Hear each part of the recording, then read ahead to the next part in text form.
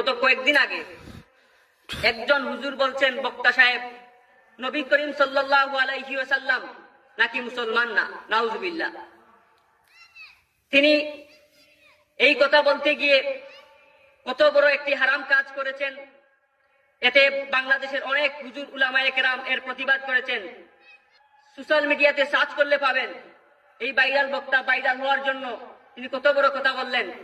তিনি বলেছেন, কোরআন শরীফে আছে নাকি মুসলমান মুসলমানের ভাই। এখন যদি মুসলমান মুসলমানের ভাই হয় তাহলে নবী আমাদের ভাই হয়ে গেলেন, আর নবী যদি ভাই হয়ে যান তাহলে নবীর স্ত্রীগণ বাবি হয়ে গেলেন।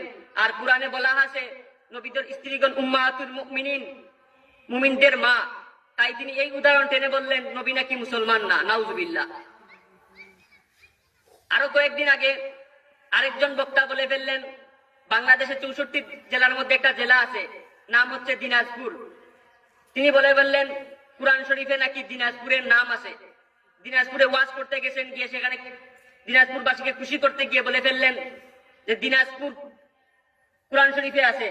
তিনি বললেন আল-ইয়াউমা আকমালতু লাকুম দীনাকুম, তোমাদের আজ দিন পূর্ণ করে দিলাম, আজকের দিনে তোমাদের দিন পূর্ণ করে দিলাম, আজকের দিনে তোমাদের দিন আজ পূর্ণ।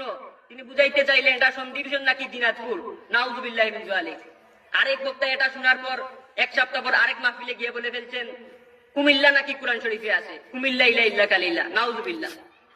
এইসব বক্তা তারা ভাইরাল হওয়ার জন্য কোরআনের অপব্যাখ্যা করছেন, যেটা স্পষ্ট হারাম এবং স্পষ্ট কোরআনের অপব্যাখ্যা।